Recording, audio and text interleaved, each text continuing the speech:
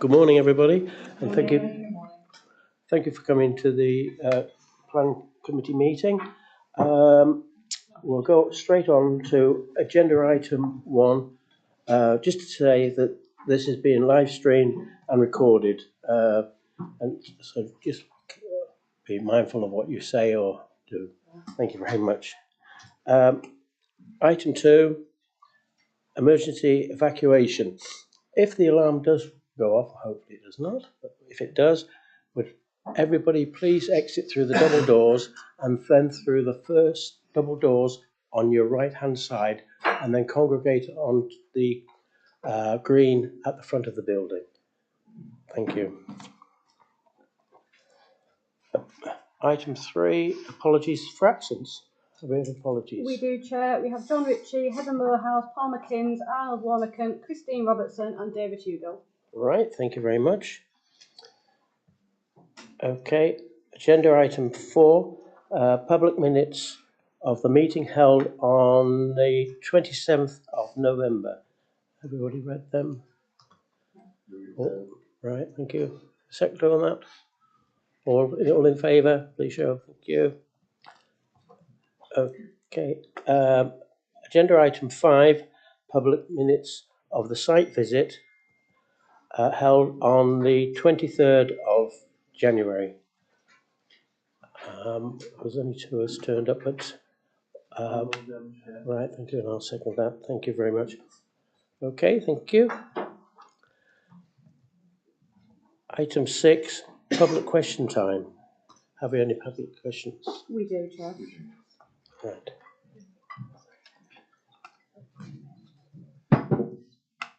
Yes, members, this is a facility on our planning agenda. It's the same as we have on our National Park Authority agenda. It's separate to the speakers on the plans list items, and it's just an opportunity for any member of the public to ask questions of the planning committee members on any topic that's relevant to our function. So we do have 1 or 2 speakers that have forwarded their written questions to us within the required timescales. And if, is it Louisa Smith? Mrs. Smith, if you'd like to come down to the public speaking chair there, and I think we have 2 minutes to ask the questions you've sent in. Thank you. Oh, right, okay, I was going over there. Thank you. Thanks.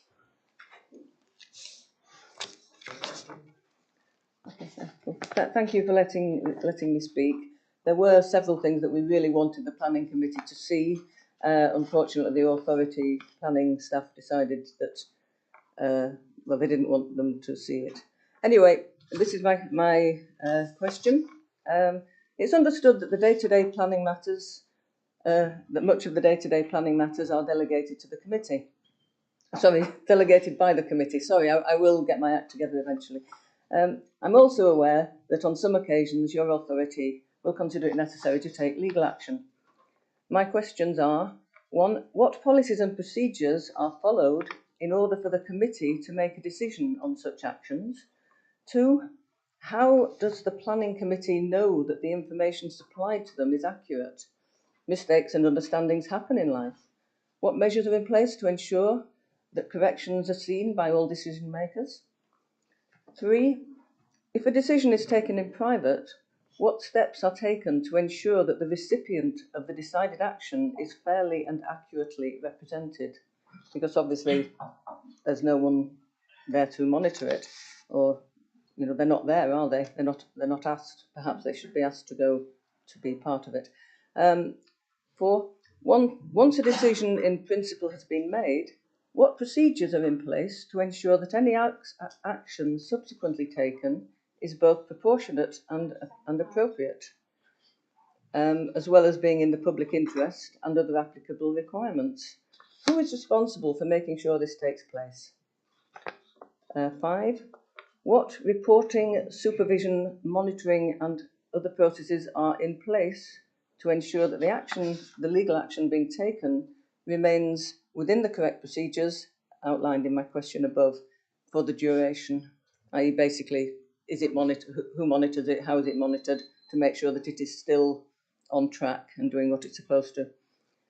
Who's responsible for supervising and ensuring that the officers involved keep track of what's going on and that reviews take place at suitable intervals to ensure value for money, and that the course of action is still considered appropriate and incorporates any changes or unexpected situations that might have occurred, and also updating the planning committee in case the course of action needs to be reviewed, for example.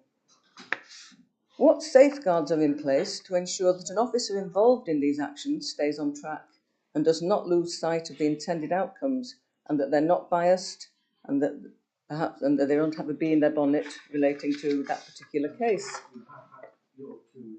Okay, I have 2 lines left. Thank you. I'm aware that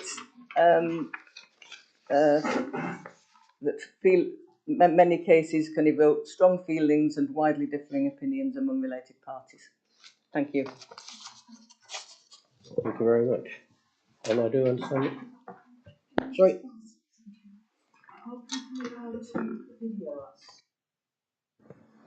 Yes, I believe they are. Yes. That's fine, just so I know that, because it's not something I've experienced before. Yeah. That's fine. JS, the openness of public meetings regulations allows anybody to video, but if anybody has a particular objection to being videoed, then they can raise that and we will deal with that. But the presumption is that it's live streamed and recorded. Yeah, there are a set of rules about certain classes of people can object to being videoed or recorded. Please do not answer. Sorry, can you keep? Sorry.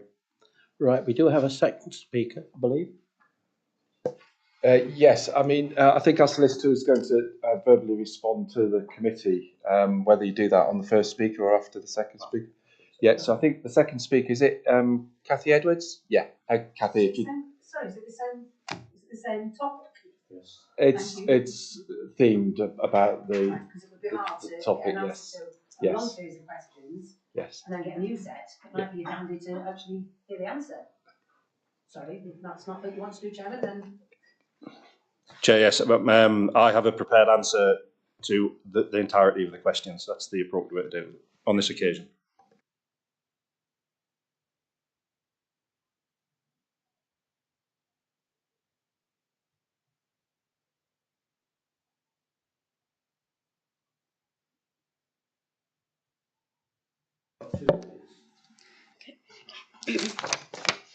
Over the past few days, the charity of which I'm a volunteer trustee has been contacted by concerned horse owners who were extremely anxious about your authority's interpretation of what constitutes grazing and kept. Many of them are worried that feeding hay during snow or drought, as advised by vets and required by animal welfare legislation, could result in enforcement action or at the very least a costly planning application. They wish to remain anonymous due to fear of repercussions. However, as a matter of urgency, can the authority send me some guidance on this so that we can help people? Question 2. Your authority's approach seems very variable. For example, at this planning meeting, we are pleased to see that you've granted planning permission for grazed horses to have stables in their field. Yet in other cases, you say that horses should not even be on the fields and need planning permission. No doubt these horses also get fed over winter, as do almost all horses in the UK. Could your authority perhaps produce policies on this matter without further delay, so that everyone is treated equally and fairly? It is not sufficient to simply state that each case is individual. Surely your authority would better serve its statutory purposes by adopting a consistent and open approach and publishing how it makes these decisions. Thanks. Thank you very much. Richard, would you have a response? JS, I have a response to all of the questions in the circumstances. It's appropriate that we deal with it this way. The questions asked by Louisa Smith and Cathy Edwards relate to issues in the long-running planning enforcement matter at Silfold Brow. I think a lot of you are probably aware of that. And also the related appeal and injunction proceedings. These matters are not items on the agenda today, and the enforcement investigation by the authority is concluded. The latest stage in those legal proceedings is an order by the High Court in Leeds on 13 January this year, requiring that the 3 respondents in that case, Louisa Smith, Gary Edwards, and the Animal Hostel Trust, must comply with the terms of an original enforcement notice served on them in March 2021, and they also must pay a proportion of the authority's legal costs. The court order directs that the enforcement terms must be complied with by the 31st of March this year, and that the legal costs of just over £41,000 must be paid by the 11th of February this year. As yet, the respondents have not confirmed that they will comply with the enforcement terms, and they have not paid the legal costs. So in this context, Louisa Smith and Cathy Edwards, Cathy is the daughter of the first two respondents. They are able to use our public question protocol to ask their questions today, but it is certainly not appropriate to provide verbal responses that might prejudice compliance with that High Court order. Officers, Chris and I, will provide written responses to the questions in due course. The Cathy Edwards questions, as they relate to horse welfare, we will deal with those tomorrow. I will say this though, the actions of the respondents in this matter have caused significant harm and cost in this long-running enforcement matter, which began in 2006, so 20 years ago. The authority therefore cannot reasonably allow further delay in compliance with the High Court order and the costs order. If the respondents fail to comply with the enforcement terms by the 31st of March, or they fail to pay the legal costs by the 11th of February, which is in 6 days' time, then the authority will instruct its legal advisors to take further necessary legal action against the respondents, and that may include contempt of court proceedings. The authority will also seek recovery of all additional costs incurred in the legal action. Chair, that's the response. Thank you very much. Okay, right, we're going now to agenda item 8, miscellaneous items. Chris. Yep, thanks, Chair. I was just wondering whether any members had any queries, but they didn't on that last item, so we'll move on to item 8. So, members, item 8 is the usual item on the agenda where you're notified about miscellaneous items, specifically decisions delegated, approved and refused over the period of time, the ongoing planning enforcement and appeals, both those that are in the system at the moment and those that are being determined, and we look at those in a little bit of more detail. And obviously it's an update on the enforcement matters as well for members. So we're happy to take any questions on any of those. Again, if we can't answer today, we'll come back to the specific member as soon as possible. But I did want to just touch on the 3 appeals that have been determined. The first one, I think, spent a little bit of time on this. As you know, members, we like to look in depth at the inspector's decisions and the reasoning for those, particularly those that don't go in the way that the decision's been made by the authority, so we can learn lessons from those. And this first one falls into that category. And I think this is quite a significant decision by the planning inspectorate relating to the installation of a ground-mounted solar array at Stoneleigh Woods, which isn't too far from here. And the interesting one about this is I think it's quite telling in terms of the weight that the planning inspectorate are putting on renewable energy and particularly solar energy. And this is one that is outside the curtilage of the house and in the open landscape and visible to the public from the fact there's a public right-of-way walks right past the site. Also, it's not a small-scale array in our view, although I think the inspector refers to it as quite small-scale. It's 240 panels, which I don't even think you'd get that on a large agricultural shed roof. So it's quite a significant. It's sort of a little bit beyond what we would think of as domestic scale, where we ask, in most cases, could you accommodate this within the curtilage of the house rather than beyond in the open landscape? And if you look at the inspector's report, it starts quite well with referring to the Lurra duty to seek to foster further national park purposes. Also describes the landscape character of that particular part of the national park, which is the central limestone hills, as described in the landscape character assessment for the park. And it also describes the special qualities in that part of the national park. Then he actually says, having said that, the inspector considers this field to be, in his words, unremarkable and does not convey the national park's special qualities. So it's sort of almost saying this is in the national park, but it's not quite as quality in a landscape as you would expect in a national park, which is obviously sort of saying some parts of the national park are more important than others. Also, interestingly, the inspector accepts that this will amount to some landscape harm, saying it's an alien feature in an open landscape and it will be fenced off.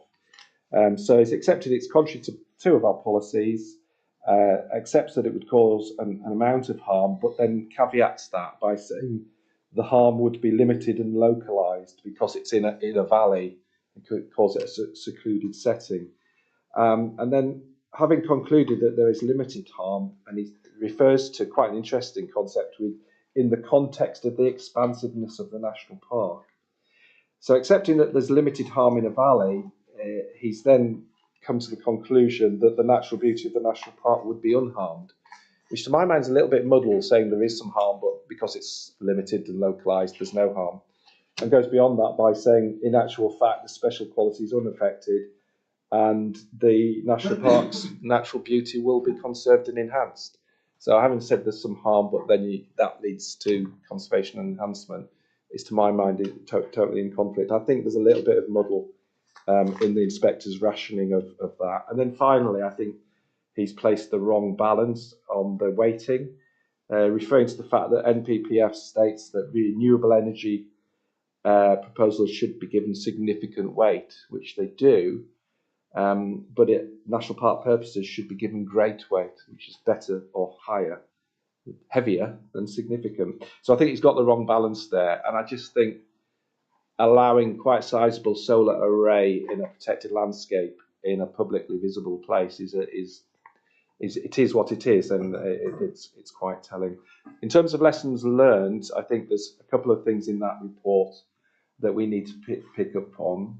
He said in our written response that we feel there are other options, less harmful options for that siting, particularly within the curtilage of the manor house. We didn't actually say where in particular it could go, and I think we should be perhaps a little bit more specific. And he said he wasn't pointed to any wider viewpoint that saw this in its setting other than from the public footpath. We would have expected to be something to be visible from the public footpath would be enough.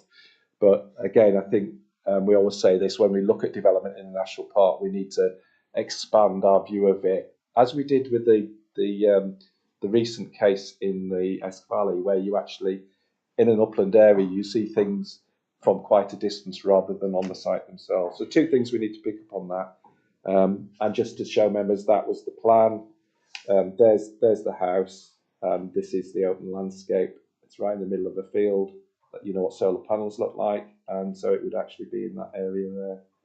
So that's your unremarkable field, albeit it's the highest level of landscape protection in the country. So we were quite surprised by that, but that's the way the government is weighting policies in terms of renewable energy, which we're all in favour of, but there needs to be a balance made when you're actually harming something that's nationally protected, we feel, and probably there are better options for it. So that's the first appeal, members. Any questions? Yes, please, Chairman. Chris, would there? I was interested. I'm always interested in what you say, but I was particularly interested in this, saying that lessons learned from the appeal, which is absolutely what we have to do, learn those lessons. But if we were more specific about where it could be, would that not be somehow leading into a prejudice? We would be saying it would be okay. So have we got it right already by saying there could be better options? To specify it clearly, could that possibly work against? It's a very good question. I think during the negotiation, and I think the case officer probably did do this, is actually say, look, can we look at other options? They've obviously said, no, we want it here, and if we get a refusal, we'll fight. You'll see what the inspector says. So I think that process probably happened. We needed to refer to it more in the appeal statement. But I think more important than that is, I think here's a policy vacuum. Our local plan doesn't have a specific policy on solar panels. They weren't as commonplace when we were writing the local plan. And I have in mind something like a sequential test. So, roofs, if you can, unless it's historically important, curtilage second, and a huge house like this has got a big curtilage, and try and put it in your curtilage. So yeah, you have to see it, but I just feel it's slightly selfish saying I don't want to see it, but the public will. Let's put it out in the landscape. So I think a sequential policy would be helpful, where the inspector would say, "Oh, I see that this policy dictates it should go somewhere else." You never know. The inspector would have then said, "Well, it's contrary to 3 policies now, but I'm still going to allow it." So I hope that's answered. Well, Chris said exactly what I was going to say, Chair. But just to add a little thought, increasingly with technology and things, the views of the national park are not just from foot or from the roads, are they? You know, the aerial views, there are people that have drones, there's all sorts of stuff. And it would be a shame if a few years down the line, when people are viewing the beautiful national park on their, on their screens or whatever, if these damaging things suddenly became apparent. I've seen it argued both ways, and I can think of several times where I've seen an inspector say that it may just be close to the boundary of the national park, but it's still in the national park. And so I know in the past we have written to the planning inspectorate to voice questions, if not concerns. In my experience, you never get any change, but I think there's no harm in putting that to the, somewhere in the gizzard of the machine, it might make somebody think. And so I don't know if officers would like to just write questions saying this seems strange, would you like to comment further? Might help. Malcolm. Yeah, thanks. I was going to say a similar thing actually. I mean, I think the points that you made, Chris, in terms of him saying this isn't all that important in terms of landscape, nevertheless it's within a national park. I think that the logic points, questions that you rose, are worthy of a letter back to the inspectorate. I mean, as Jim says, that they won't change the decision, so we can't expect that. But I think there's no harm in making those points, which I think were very valid.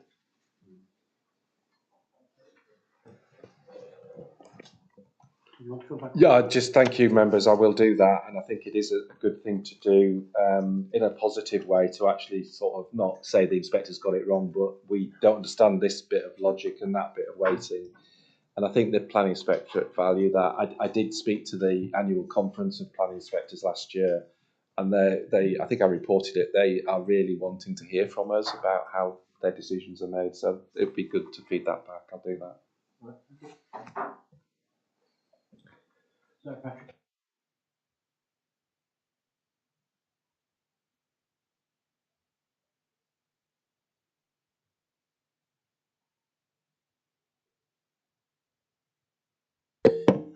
I find this very confusing, and I wonder whether it's something that's going to come back and work against us in the future. Look at certain phrases within the inspector's report. I find it. These are his words. I found a limited amount of localised visual and landscape character harm would arise as a result of the proposal. And in his final para, the proposed development would conflict with the development plan as a whole. It seems to me that the landscape impact has been scaled down in favour of the solar panels, and I'm worried that if we get similar applications, which we may well do, it's going to be quoted against us. I wonder whether we should be taking it to a higher authority, probably the National Park body as a whole, representative of other national parks, because what the decision we've got on this one could well be replicated in other applications in other parts. I've seen a lot of these applications over the years, decisions over the years.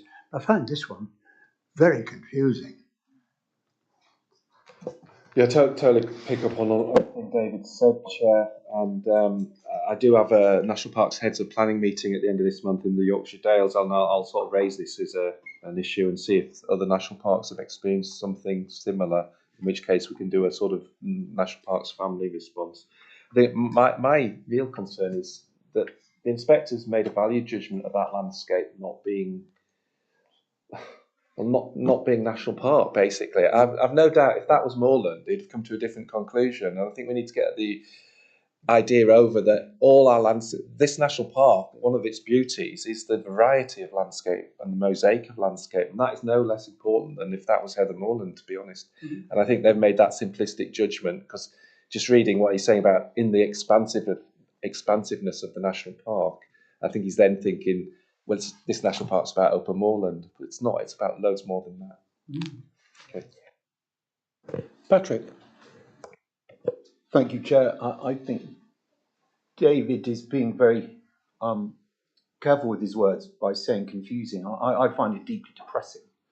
I do live quite near that field, and there are a huge number of public footpaths where you will be able to see that. And it is actually a very special place, because the characteristic of the whole southern area of the North York Moors are these valleys that come off it. And that's pretty much at the head of Slightendale, right at the top. And so if you're on the other side of Slightendale, looking across, looking down into this valley, very typical, just like you would do in Farndale or Rosedale or Billsdale, I could name many more, it will be a big impact on that. It's not just any old Orkney field, it's a big, very important part of the whole purpose of the National Park. And I find it deeply depressing, this decision. And I don't know whether we can go to a higher authority. I don't know what the process is. I suspect it's very expensive, but I do think we must write back to the inspectorate. That is a really very important part of the landscape there. And I'm not sure that's been fully assessed. Of course, I admit I live near it, so perhaps I would say that, wouldn't I? But if you did an assessment of similar dales coming off the southern edge of the North York Moors, and all of those had 240 panels on, that would be depressing. I think it's quite significant. Thank you. Thanks, members. That's why I thought I'd explain that one in a little bit of detail, just again, and thank you for that consistent feedback. We're certainly right. Anybody else want to speak? No?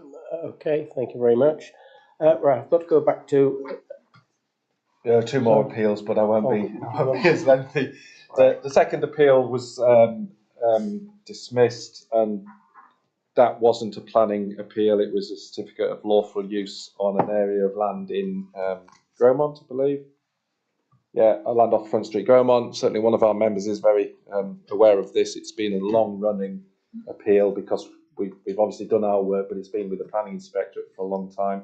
This is about the evidence as to whether this area of land had 10 years of uninterrupted use as a domestic garden, which if it had, it would then not need a change of use, and that use would be lawful. The balance of probabilities in terms of the evidence, the burden of proof rests with the applicant, the owner, and in this case the inspector said that balance of proof was not accepted. They couldn't show 10 years of uninterrupted use. And quite interestingly, he's saying even if there was vegetables growing in that plot of land, that would not be sufficient to demonstrate that it is being used as a domestic residential garden. So unfortunately, the owner's not able to use that area of land. I think there might be, yeah. So it's quite a sort of landscape character of this street in Gromont, where you get these little bits of woodland, and some people in the past have actually enclosed them. So it was just in there. And I think from that photo, just from that photo, you would say, well, that doesn't look like a domestic garden to me. But so the inspector went along with the evidence on that and did not grant a lawful use certificate. And then finally, this is a barn conversion at Chop Gate. We gave planning permission for this barn conversion. Quite a distinctive roadside building, would make quite an attractive and valuable local occupancy dwelling. Currently, our policies for barn conversions are supportive, provided that the use is controlled, residential use is controlled, so it's local people, local occupancy need. It was bought by people who don't live in the national park. obviously can't comply with the local occupancy condition. So they applied to have that condition varied into a principal occupancy. We would have allowed that to take place if they'd gone through the marketing exercise for at least 12 months to demonstrate there was not a need for a local occupancy condition. They didn't undertake that marketing, which the inspector has picked up, and he's basically concluded that there are no overriding reasons or exceptional circumstances in this case to set aside that condition, because they haven't gone through the process that they were supposed to do. So a little bit of a sad story for the people who've invested in this building, but at the moment that is still a permission with a local occupancy on it. So that appeal was dismissed as well. And thereby there's the 3 appeal decisions, Chair. Thank you. Malcolm, you wanted to come in? Yeah, just a brief comment for members' benefit. I mean, clearly this is the sort of result that you would have expected given our policies. Just to let you know that most of the locals in Chopgate are totally opposed to this and fully support the people who want to come in and do up the what is a derelict building. There's more history to that, but there's just to let you know that there was kind of a huge amount of support for the people within the local community. I suppose because they're not aware that there is a local occupancy demand for it, and you have to do your marketing for the 12 months according to the policy. Just know that. It's obviously something we'll be coming back to as part of the local plan. Any other questions? Thanks, Chair. I think that's quite important in terms of the way our local plan policies might be shaping up in future, in terms of is there local support for local occupancy conditions or not, because the authority is going to be looking at this policy and potentially looking at introducing principal occupancy instead of local occupancy, but we're not there yet, and that's why the inspector's gone along with the current development plan. I've just got one question to ask on that one. You say that they have to show for 12 months that they're to be changed. Does that start, if they ask, will that be starting from the time they took the application out, or would that be from now? I think, Chair, it was subject to some limited marketing, but a matter of 2 or 3 months. So, I mean, my advice to those people would be to get this on the market now. Come back in 12 months' time if you've not had any offers that are reasonable offers from people that comply at a price that reflects the fact it's got a local occupancy condition. And if not, then we would give grant plan permission for that to be principal occupancy, and they would then comply. I do feel slightly sorry for them, and I understand they've had some bad advice in the whole venture, but that's personal circumstances.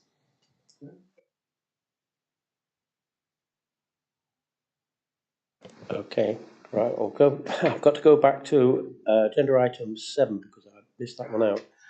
And it's really for members are reminded that it's their responsibility to declare a nature of any personal, prejudicial and disclosable interest in any item we're going to discuss before the item starts, if that's possible. Thank you. And then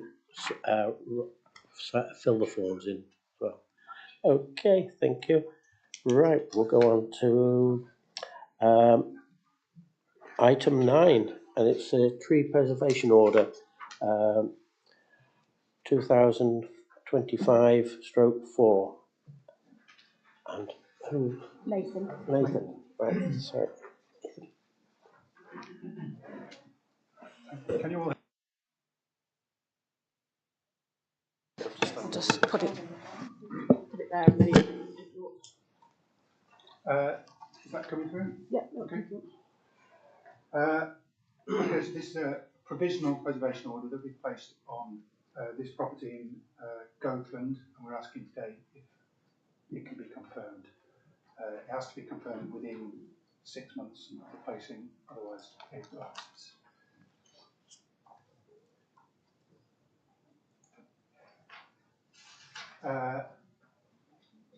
Okay, so we received a conservation area notice on the 3rd of July last year, refer to it in my report as under its official name, Section 211 notice.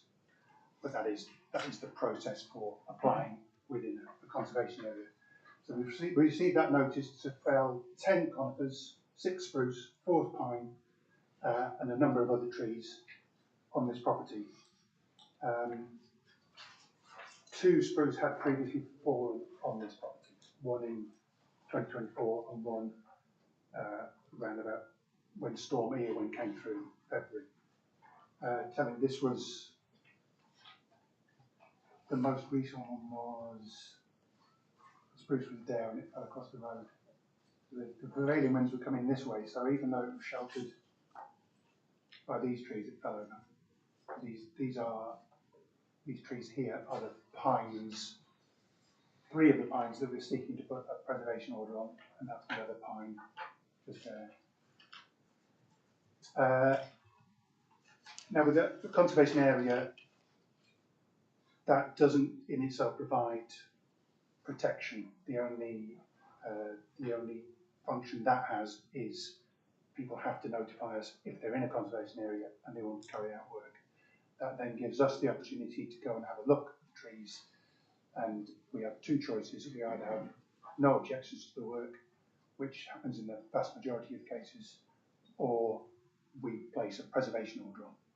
And the preservation order basically is the permanent protection that that goes along with the conservation area notice. So it's basically a prelude to a preservation order, the conservation area. So we did serve a provisional TPO only on the pines. There's a hornbeam just there, 2 birch here, and poplar there. I had no objections to felling the spruce trees, as they weren't. Some of them were in reasonable condition. One was looking a bit thin, and they are less prominent than the pines. The pines overtop them considerably. They're non-native species. They're fairly shallow rooted in comparison to the pines, which are quite deep rooted. And I think that's probably a contributing factor to the reason why 2 of them have fallen previously. So we sent a letter saying we've got no objection to the felling of the spruce. Obviously the ash were in very poor condition. They're just clinging on, but they've got ash dieback, so they have to go. The rowans also very poor condition.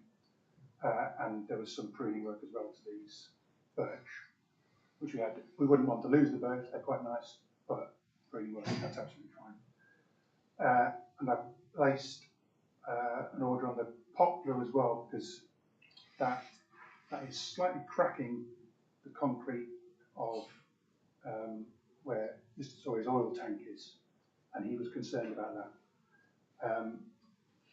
I believe he's getting someone in to have a look at the oil tank to see if it's affected. That's quite a prominent tree and an enormous tree.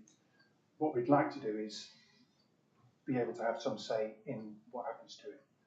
The preservation order itself does not mean you can't do any work to a tree or you can't take it down. It just means that you have to apply to us. If the work is reasonable and there is something wrong with the tree, if it becomes unsafe, then obviously we're not going to insist that TPO stay there. So the trees that we placed provisional order on, I did a tempo assessment on them. This is a form that a lot of local authorities use to assess the amenity of trees and whether it's justifiable to place a TPO. This is a tree evaluation method for preservation orders, basically.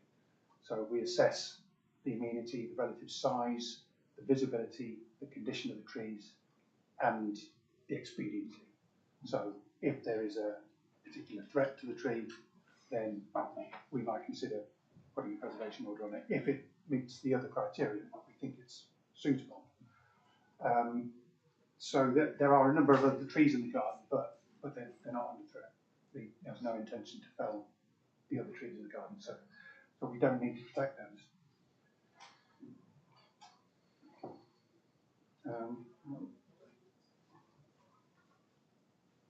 so this is a view from the house, or just outside the house, looking east. So the only one here is this pine that's in the preservation order. That spruce is the one that's looking quite thin. And there's a spruce here as well, and one behind. And again, we have no objection to those. They're not particularly visible. The spruce on the pine obviously is quite visible. That's the one that you can see from the road. That is the spruce that fell the previous February. And this is looking back to these three pines. Again, that's part of its crown there as well, that pine. So the spruce are very much kind of lower and tucked away under the pines, which overtop them. These are the dying ash. You can see they're just clinging on, but they are. They've obviously got to be felled. So I'm going to show you some pictures of the views. First picture is taken from that point, looking back down that road towards the property. Second one from south, going out of the main road, going out of Goatland. And I went back. I haven't placed it on, sorry, I've not put pic 3, but I went back because I wanted to get some pictures of them in winter. And I took some pictures from here. This is Beckhole Road.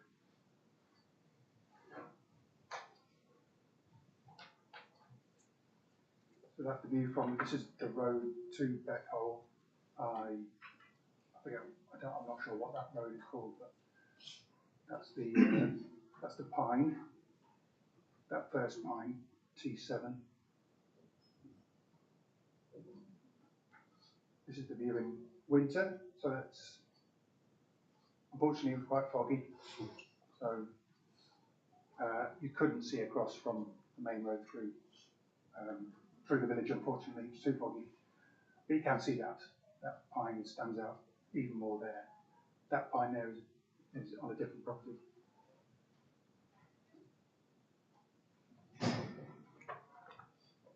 And that's the view from the village from last summer. Those are the conifers that you can see sticking up.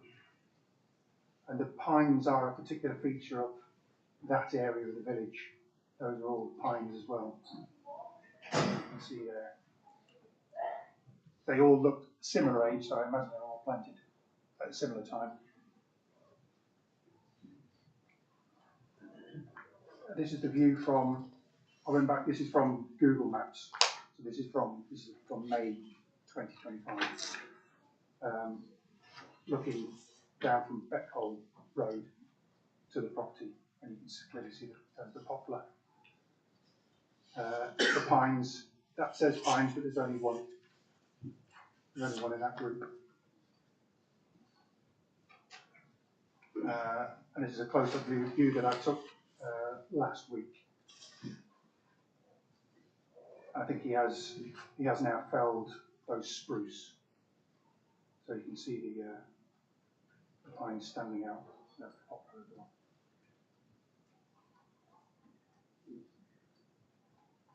So obviously we did receive objections.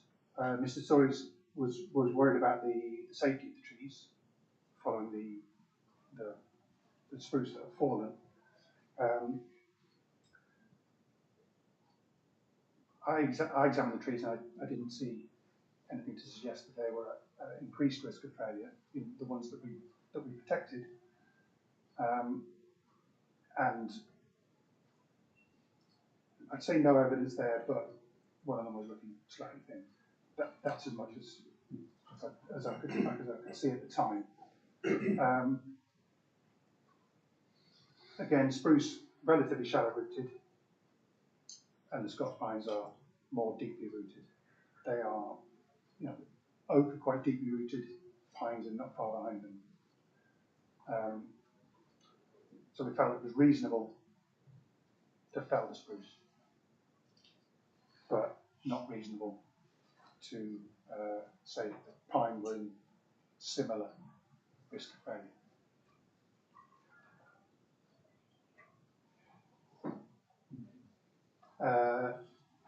Mr. Story also said there was a lack of visibility of the trees. I mean, I think you can see the trees from various points around the village. I think they are in the distance from that road, the main road through Goatland, but I think they do form a significant part of the treescape. Particularly in winter, all of those pines stand out very clearly, not only from there but from Beckhole, and they are a bit more visible from Beckhole looking down, and that's just above where the incline goes down. You can't see them from the incline, that's in a bit of a dip. But anybody on that top road, they are quite clearly visible. And we did receive a letter from the neighbour in support of Mr. Torrey's original notification. She was mainly concerned about that conifer next to her oil tank, and we had no objections to that being felled.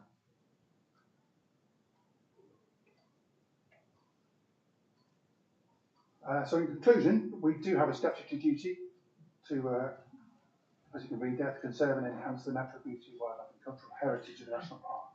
So I think this fits the criteria, and my recommendation would be to confirm the TPA.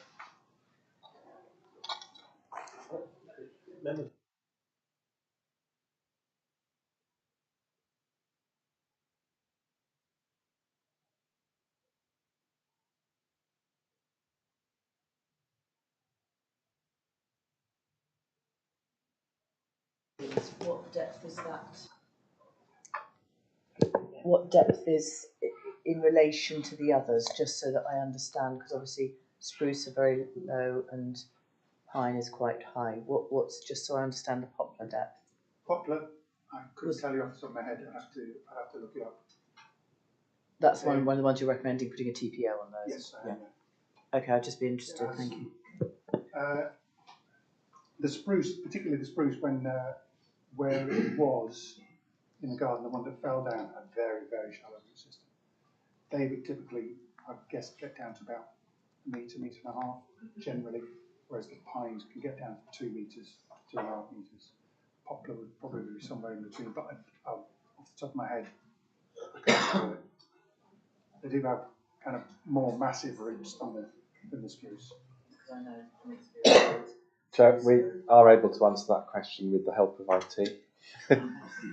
Peter?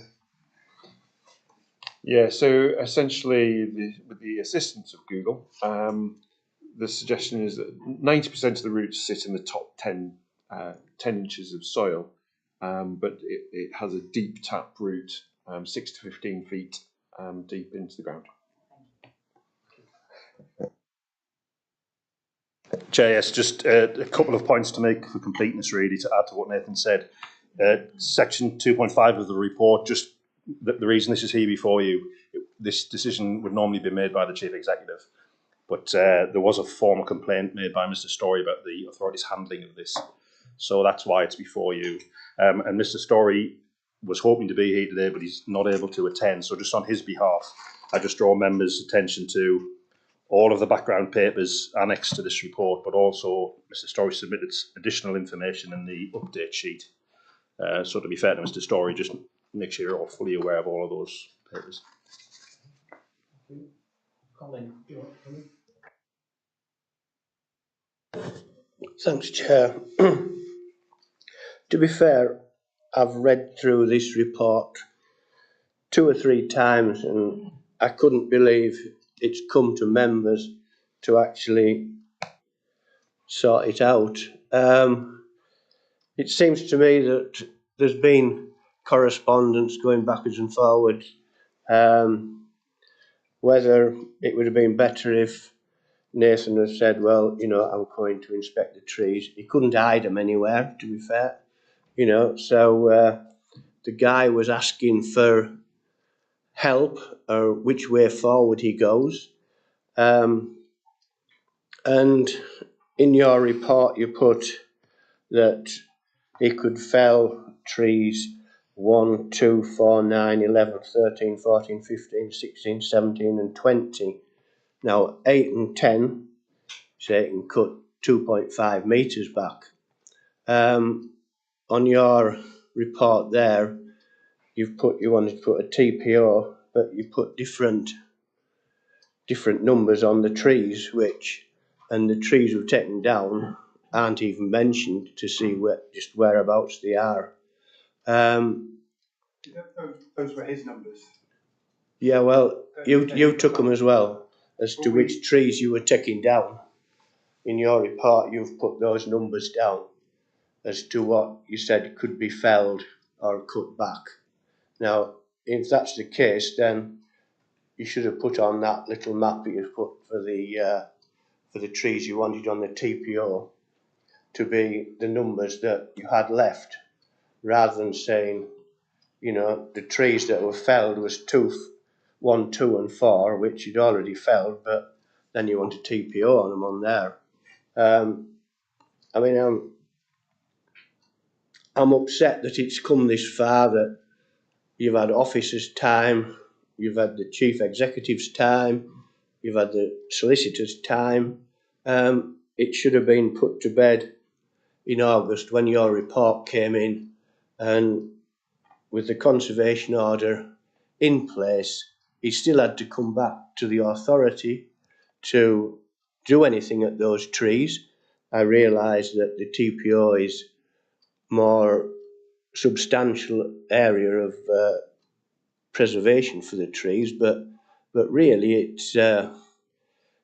it's one of those things that it should have been finished off altogether before it came this far for members to actually put a vote to it. It's just a complete waste of time.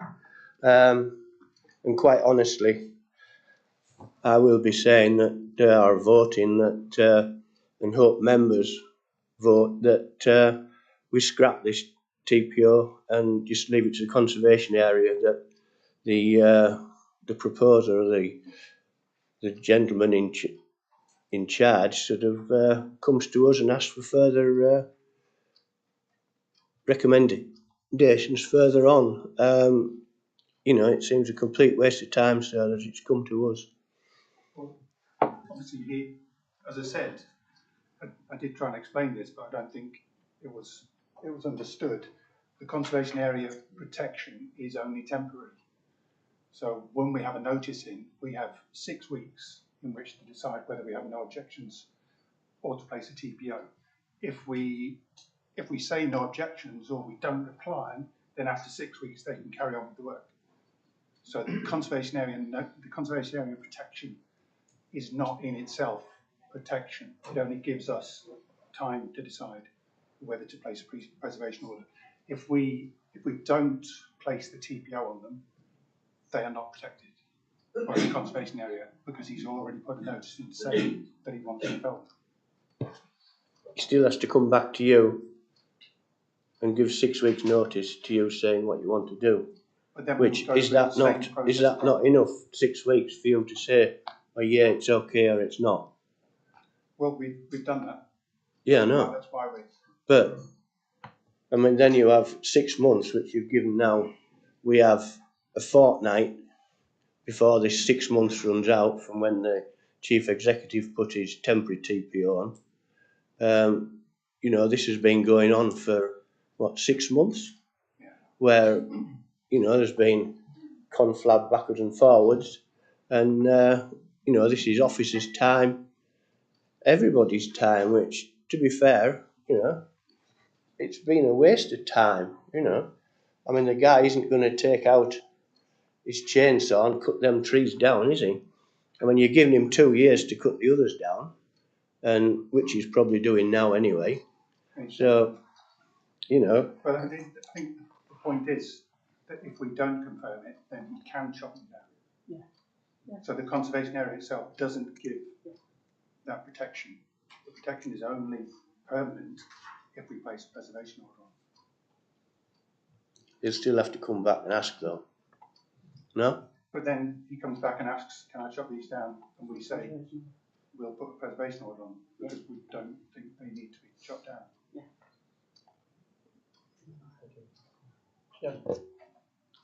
May I, I've got a couple of housekeeping things, but may I just say that we're all entitled to our opinions, but I'm sorry to say it's a waste of time when someone's put so much effort into a report before this committee. I can't agree with that. It isn't a waste of time. It's clearly got a background that's been pointed out to us, and there are sensitivities. But I think it just feels a little hurtful if someone's put so much effort into a report to give us the information to say that. And I'm sorry, I'm echoing. I know I've got a loud voice, but that's my point actually was a bit more on the legality of we're looking at a seal without a signature. We're looking at, there's things in the report which are not signed off and should they not? I've never seen a seal with a number and no signature on it. And that's I can't look at the page number, but it's the section at the end of the report, and we can see we've got our seal dated the 21st of August with no signature on it. So for me, that isn't worth anything. Janet, very good question. The answer is that it's not a question, Richard. Is it a question? It's a very good point. When we publish any information, we redact any sensitive information under data protection principles. So signatures, telephone numbers. So my signature was on there. Right. It's been redacted. I don't mind that it's not redacted, but as a matter of course, we redact any data sensitive information. Thanks, Richard. I didn't appreciate that, and I just looked really odd to see something without. Thank you ever so much. Thanks. Jim. Sure. Janet's covered the matter of process, but I think, as I understand it, the conservation area protection does not protect the trees beyond the fact that you have to notify whether or not they need to be protected. So conservation area gives you that opportunity to decide whether or not, if we don't decide to protect them, they will have no protection, as I understand it. But moving on to the real substance of the point that I think is, do these trees represent, amenity and value to the village and the conservation area that we want to conserve? That is the question. It's a subjective view as to are those trees of such value that they need to be preserved? And I think it's quite a complex one. When I look at them, we haven't got the photo of that, but it looks to me, sometime in the past somebody planted those trees around their property. I don't know why, maybe for screening or something like that, and now they've turned into mature trees. And if I lived in that property, I have to say, they do seem to be quite overbearing. So we have to think about this in the long term. I'm not particularly moved by the longer views because they are wooded views, and I'm not 100% sure that taking those few trees out of them in the longer view would change the aspect of that. I do think they're closer up. I think that those are nice trees, that they're maturing trees, and it takes, I don't know what, 70 years or 50 years to get them to the state that they're in. And I wouldn't want to see them lost altogether. And so that leads me to think that the only way to have a further say in how we manage them would be to confirm the TPO. But I do that with a heavy heart, because I know poplars, and poplars are devils for digging up your foundations, doing that stuff. And I think we have to have a bit of pragmatism about, where a really mature tree will conflict and damage with the residential amenity and the value of property. And so I'm going to go with confirming this, but I do so in the hope that some pragmatism will be exercised. And to me, actually, I quite like to see 2 or 3 really nice trees left in a space where they could continue to mature, and I don't think that's it there. They're crammed together, and they're always going to be like that. So we don't have the opportunity, and probably shouldn't here, to make those decisions. But I am happy to confirm it, but with the view that substantial alteration would be beneficial in the long term. On the poplar, I think, if it was proven, we know they can have some effects on infrastructure. If that was the case, then we wouldn't want to retain a tree that was damaging something or that became unsafe. But it's just if the preservation order is in place, they would have to apply, and then we can make that judgment. So I just want to say, is there a mechanism for appealing a TPO that we put on? We can appeal to the High Court on a point of law on the TPO, on the placing of the TPO itself, but the process for appealing to the Secretary of State is, once the preservation order is in place, you can then apply to have them felled, and if that application is refused, you can then appeal to the Secretary of State. Okay, so down the line there is a way of... Yeah, okay.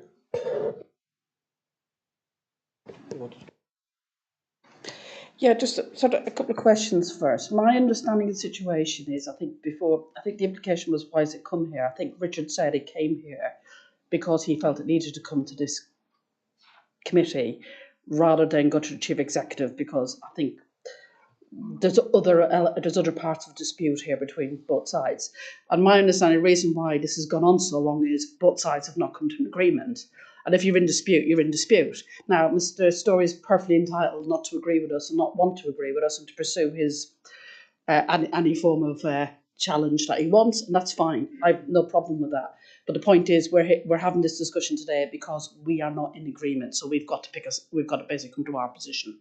And so I think I don't really know what the officers are supposed to do. It does happen. We all get it, where it can't be settled. So we've got to take a position, and they've got to take a position. So I've no sort of great issue with that. And I think it also just clarify as well that the original temporary TPO, because I think the implication was something about the numbering on the TPO, that TPO is perfectly legitimate, and you're happy that it's a valid temporary TPO. Yes, absolutely.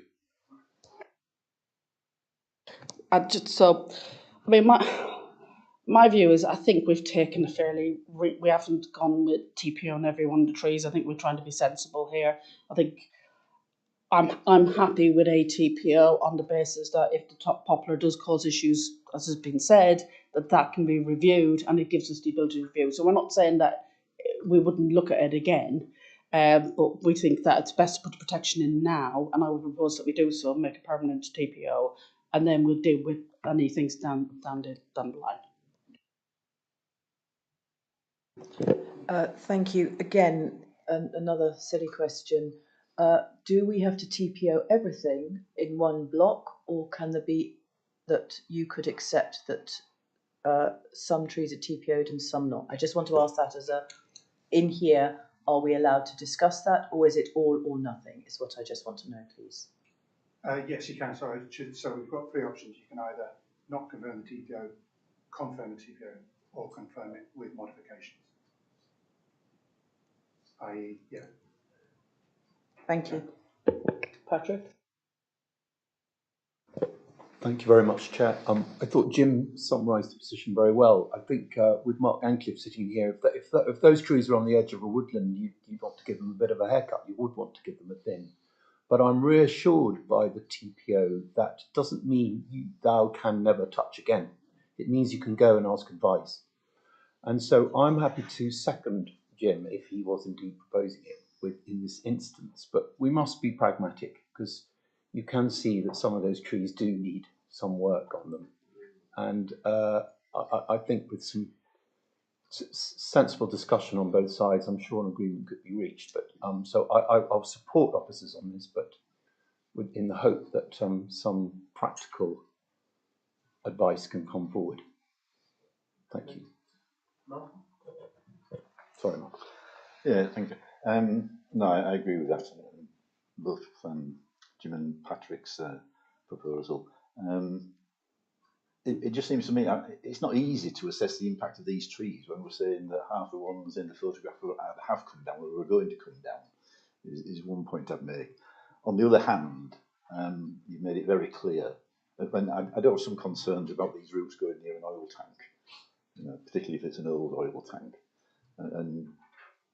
But you made it very clear that if there is a clear problem that that the tree's causing on the oil tank, then even if we put a TPO on now, that would be a good reason to say it's now inappropriate and therefore it can be filled.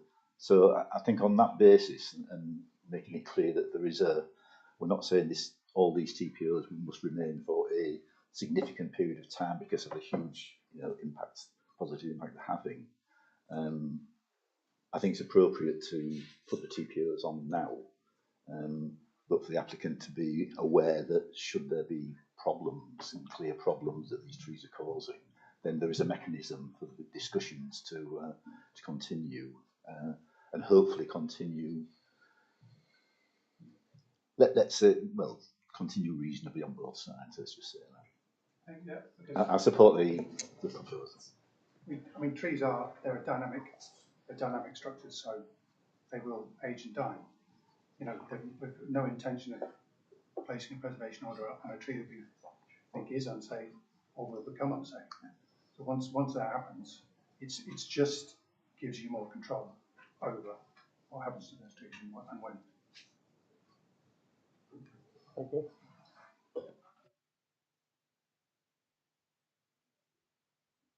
Question to ask, it's really silly one really. It's the concrete pad for the gas tank was under a bit of threat. With the TPO, how much would you say right to that person, no, you can't take that down because it's damaging your pad, or you go the other way, say yes because what do you put the most pressure on the precious thing about? Is it the tree itself, or is it just a pad of concrete? Which is most valuable? How do you work that out? Well, that is. I mean, you can't see the concrete pad. Obviously, it's something it affects him, but at the minute, it's got no. There doesn't seem to be any. I'm not a structural engineer, but it doesn't seem to be. It's not a major problem at the moment. Whereas the tree is obviously 80, 90 years old, and making a significant contribution to the area. Would you take a large impressive tree down like that because it's cracked some concrete? Mm. That's the question. If it then goes further and starts to affect the oil tank, then that's a different situation. Because that could be a danger then, couldn't it? It could start leaking. If it is material affecting it in that way, I know it's a difficult and nuanced judgment to make, but personally, I would come down on the side of the tree. I guess it's up to the members to decide whether that's reasonable. Yeah. So it will come back to us on that. Right. Okay. Thank you. Okay. Right. Had a long discussion on this one. We've got it's for members to confirm the tree preservation order, and we have a proposer for that, and that was Jim, and a second to Patrick, and we'll all show in favour. 1, 2, 3, 4, 5, 6, 7, 8, 9, 10. Thank you. Okay, that's been passed. Thank you very much. Against. And anyone against? Sorry. Oh, Colin. That's carried. Yes, Gary. Chair, is that a separate TPO for each tree, or is it an en bloc? En bloc. Yeah, one TPO. Okay, we'll go on to item 10, which is the National Planning Policy Framework. And that is... Yeah, Chair, I think Paul, as Head of Policy and Strategy, has got a presentation for members, and that will cover the various points we're raising in the report. It's entirely up to members if you want to ask questions during the presentation or save it all up for the end. Either way, I'll hand over to Paul. Thanks, Chair.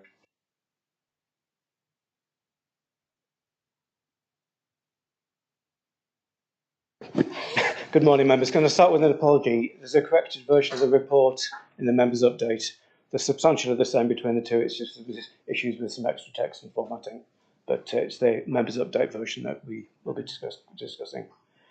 So National Planning Policy Framework, I'm aware there's quite a lot to take in here. It's quite a large document and it will be fairly fundamental to how we decide things in this committee in the future. So as Chris says, if members want to raise questions as I go through this, please do so, rather than saving everything up to the end. So, published on the 23rd of December, which is becoming a habit on the part of the government. I've put this biggest change to national policy since 2012. I actually think it's more than that now, having read it a bit further. I think it's probably 20 years at least since we've had something this different, I think. It's very much written around housing growth, is what I would say. The government has got a housing target of 300,000 homes over 5 years. It's very much written around getting those homes delivered, which has implications for us as a national park. The biggest change compared to the current one is it has policies in it. I'll come on to this in more detail, but we will have to look at those policies when deciding applications in the future. And it's quite a large document. There's 225 questions. So we're still going through it.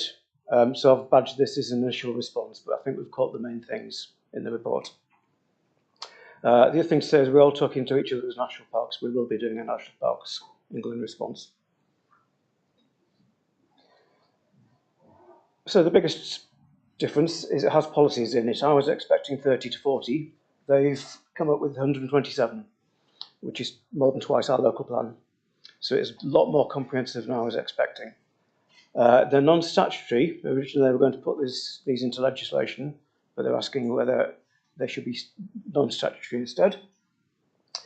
And it is very clear that if there's any difference between our local plan and the national policies take precedence. Also includes other things like the introduction of spatial development strategies, which would be York and North Yorkshire in our case. And as I say, it's very, very pro-growth. And in particular, it really beefs up what's sort of the presumption in favour of development in the current NPPF. So basically it says, when you're making a decision, in fact, I've probably got the exact wording somewhere. I'll read it out to you.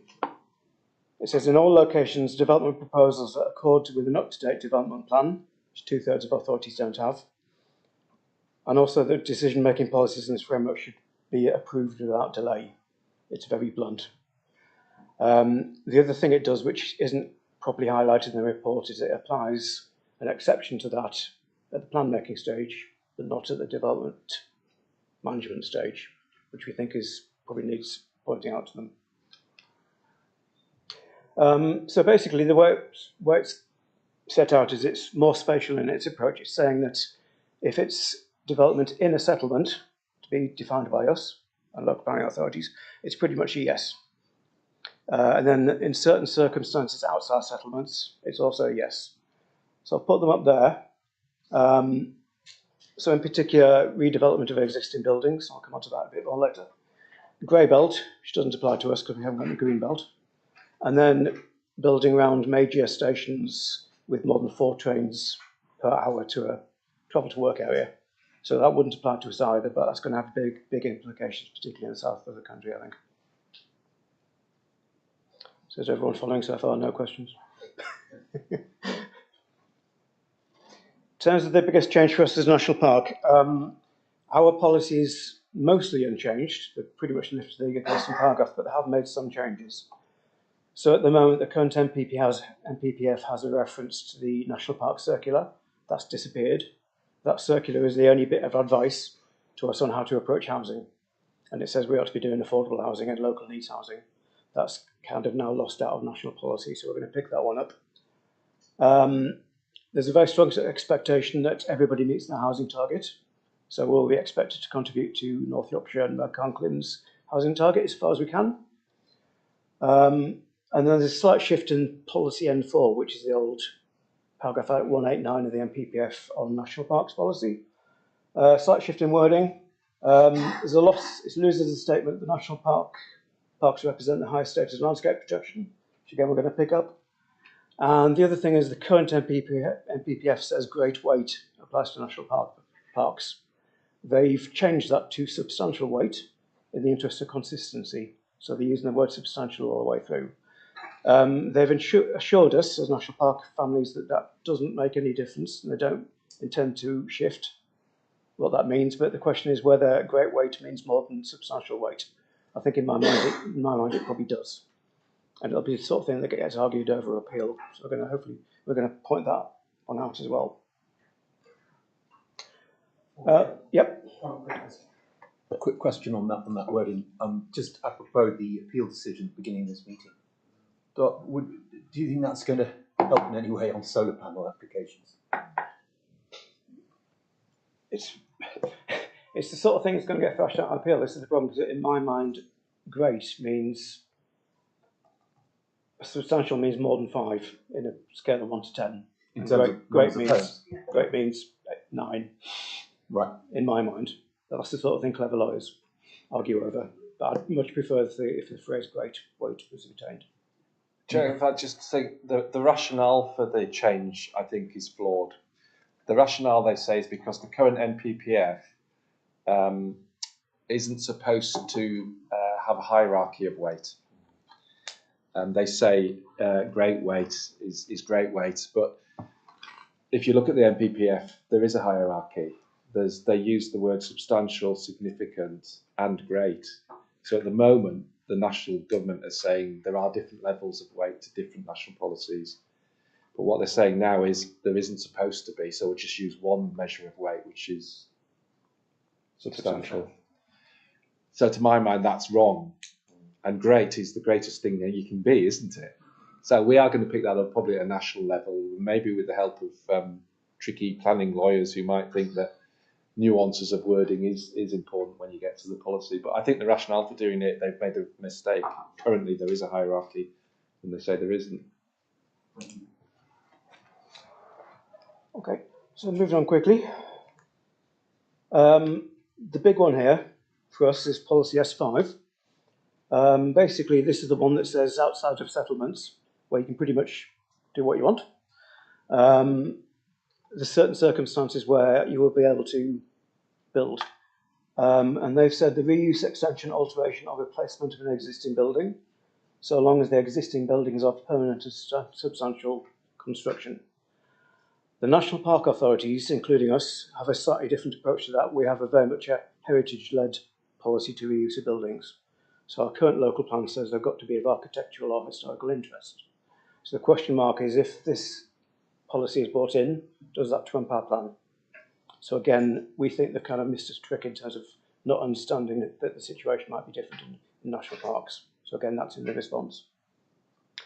The other slightly concerning one is they've also said limited residential infilling within groups of houses outside settlements.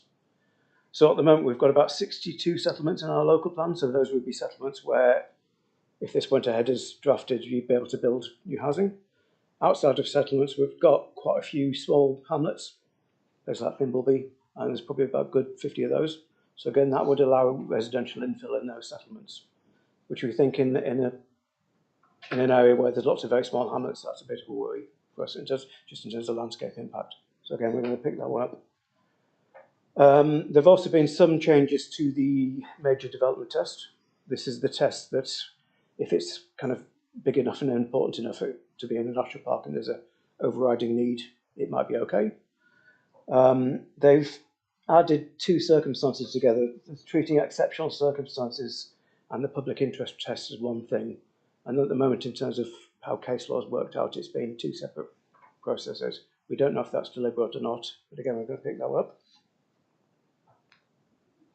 And finally, a couple of other ones.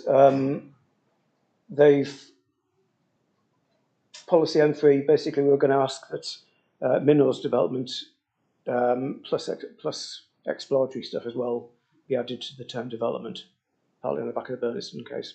And then finally, on the heritage one, they've also used substantial weight rather than great weight, which we think same principle applies on that one. So we're going to pick that one up. That's it for me, but I'm aware I've kind of rattled through that quite quickly. And just to reiterate, this is going to be quite substantial and significant for us, particularly in terms of the reports that come to you in the future. And they'll have to run through the NPPF, then our policies, if there's any conflict, the NPPF takes precedence.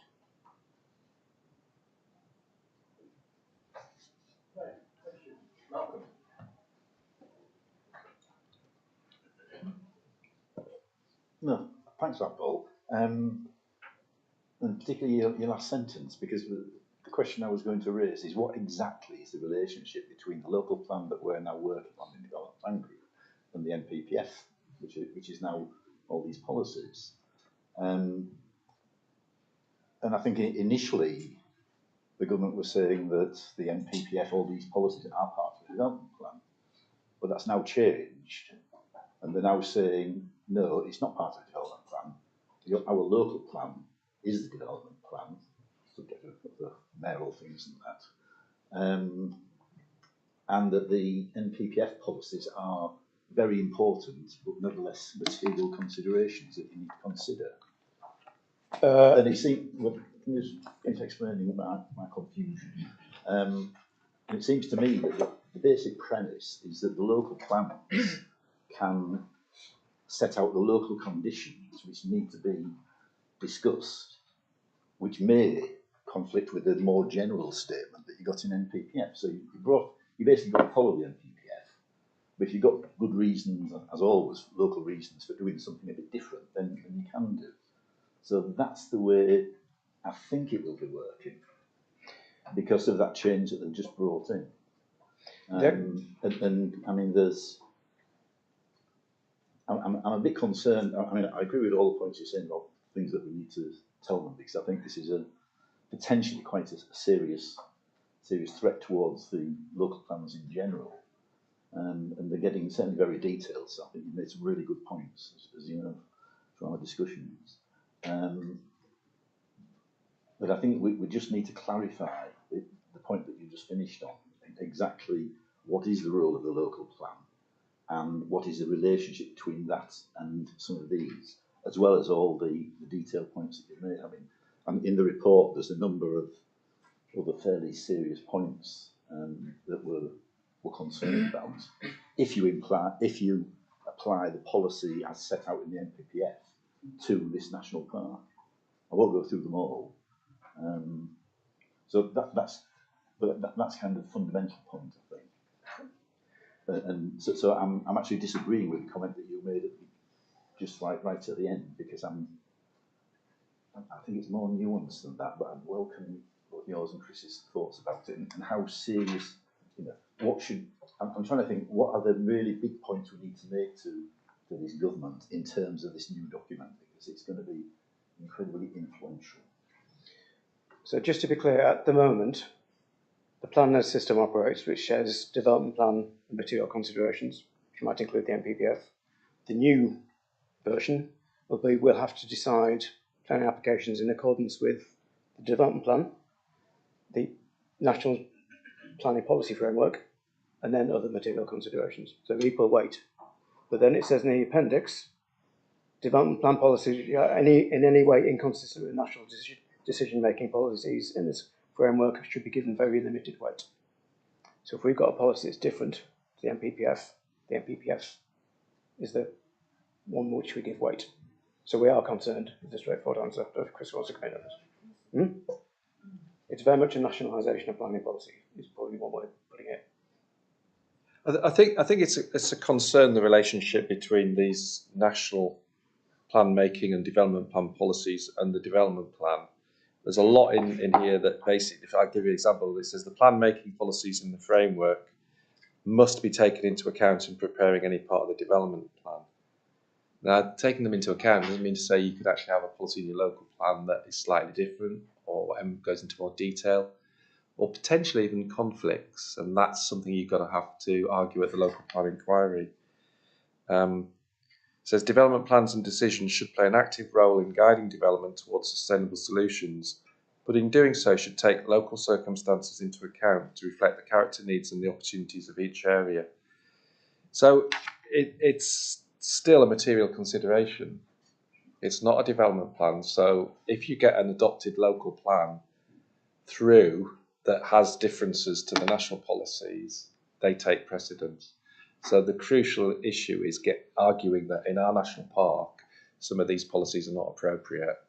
So we want a different nuance. We want, in some cases, say the conservation one, the conversion one, we say, well, it's a conservation policy in the national park because of the built heritage being part of national park purposes. So we're not going to allow modern farm buildings to be replaced or converted by something else. And I think that, I don't think has changed, the ability to have local different policies. My concern is it says what you can't do is replicate national policies. So it's got a major development test national policy. That means we can't have that as a planning policy. And that means it goes. It's not part of the development plan. It's just a material consideration. So you can have whole areas of really important planning issues that don't have development plan policies attached to them. And I think that's an unintended consequence of not making these policies statutory. So I guess a planning lawyer would have gone through this before they've gone out to public consultation, but it's full of legal flaws in my view. You want to come back? You agree with that second point you made, Chris, was the next one I was going to ask or mention, because and the government's done it before, haven't they? Saying, you know, national policies don't repeat them in local plans. And what that meant was that if you actually followed that, you had all these gaps of topics in your local plan that are really important for your area. You know, agricultural land and all that sort of thing. And so what did local authorities do? They ignored that advice and they put in the local plan and said, Mr. Government, you knock them out if you dare. And so I suspect we may be coming to that position again. But again, just to be aware that if the government says you can't have these policies in your local plan, members, you may decide that you would prefer to have them and put them in and see what happens.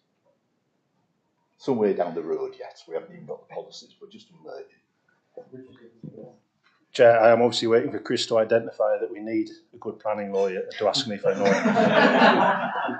We'll ask Richard if he knows of one. Yeah. Just on the back of that, I think it's really important that the National Parks family have a lot to say about this, and not just them, but other really influential bodies. To my mind, this replicates what happened in 2012 when I think it was David Cameron's government came out with the NPPF as a new thing. And it was completely, it was referred to as a developer's charter. And I think this is almost like that. And I think there'll be a backlash saying, look, hopefully there'll be substantial changes in this first consultation. Hopefully.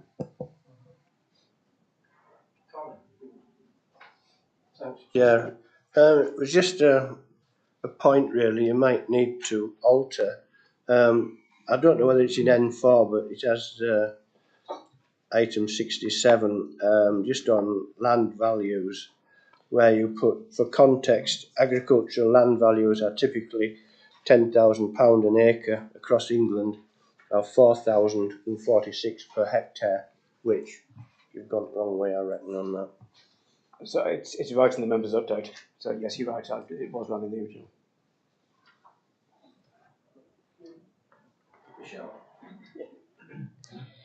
I mean, I suppose the question, I mean, as you say, with these documents, I did work for one particular multinational, and it seemed to do more writing of government building regs than the government did. And it was always amazing how it's what the government proposed almost seemed to match exactly what it wanted, even though it wasn't actually practical in terms of it.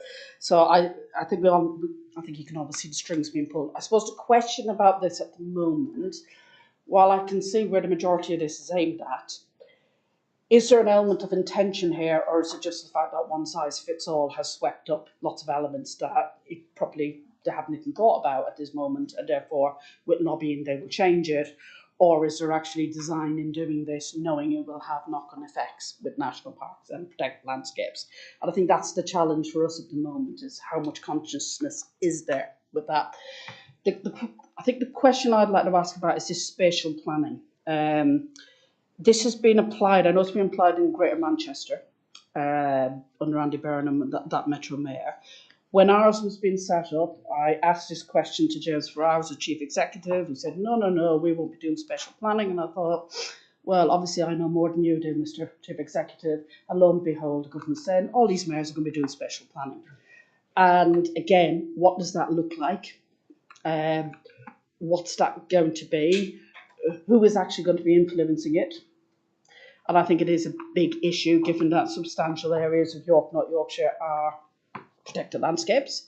and how is that going to work? And I think we need to keep a really close eye on that, because it concerns me a lot. It's not just national planning, but it's then regional planning. And while that's fine, we know it's always extremely crude, and it always ends up as big as beautiful, because it benefits certain types of groups.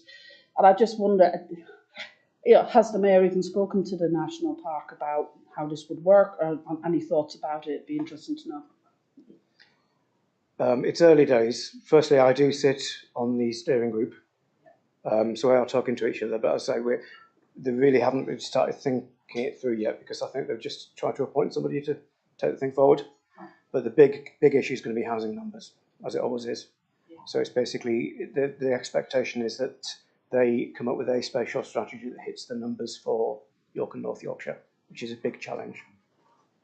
So we've had discussions with the development plan working group about we might need to be a little bit more ambitious about housing in the future than compared to the past. But at some point we'll have to agree a number with them.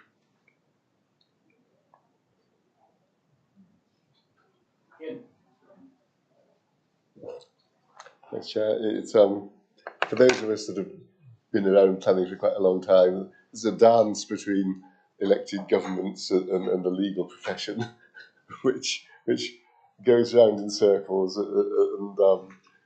You have ministerial statements, you have PPGs, you have development frameworks, but the issue is, I think, government are always wanting to get growth through planning because they see planning as the blocker to growth. And that's not actually true. The blocker to growth is regulation, not the actual planning. But I think we need to understand the context of this. And then I think, I think our National Parks England response and interface would be really important. But I do think, the key that we need to get out of this is the supremacy of the national parks designation and its purposes. And if we can ascertain that, then growth can happen in the national park. Our national park economically, I suspect, is just as valuable as many other places. It's just it happened in a slightly different way, and I think that's the message that we need to get across. That, growth through national park purposes is still growth. It's still valuable, and we can deliver it. It's just that if it's not slightly different, then why do you draw a line around the things and call them special? And I think sort of unpicking that, I wouldn't want to try and put words into the response, but I think coming to government in the view that we can facilitate growth, it needs to happen through our purposes, will give them some reassurance, and I hope that's the line that we're taking in National Parks England. It doesn't have to mean nothing happens, it's just it happens in that way.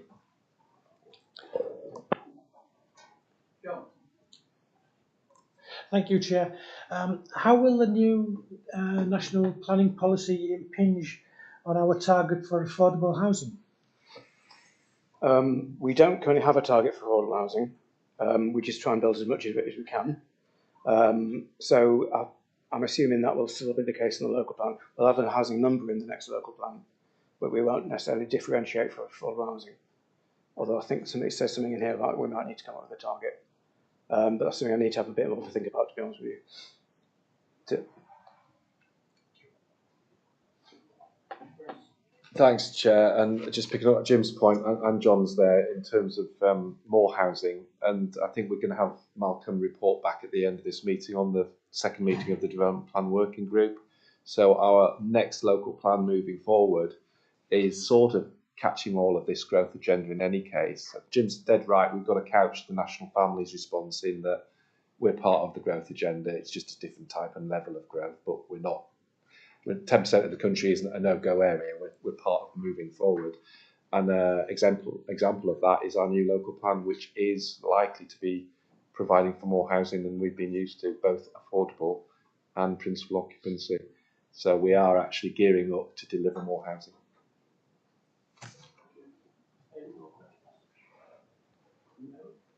Thank you. Thank you very much. Members, sorry, it's for members to note the comments in the proposed draft response and to approve officers to send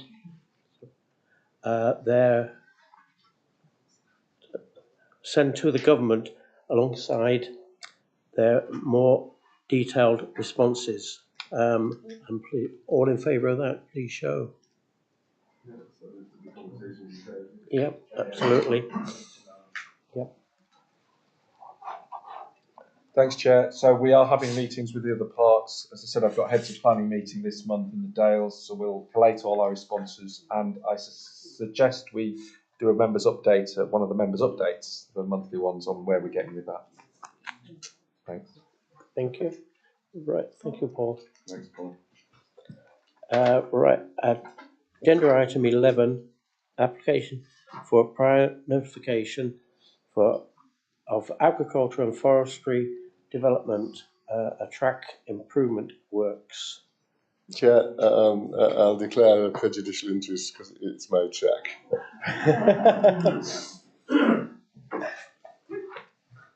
I thought it was.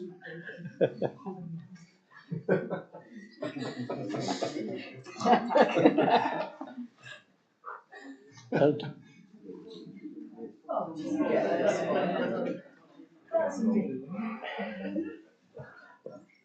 thank you, Hilary. Morning, Chair, morning, members. So this relates to a prior notification. So in terms of the planning regulations, agricultural development often comprises permitted development, but you have to go through a process of submitting an application for prior notification. These are normally dealt with at officer level, very rarely come to planning committee. So the reason it's here this morning is because Jim is the applicant.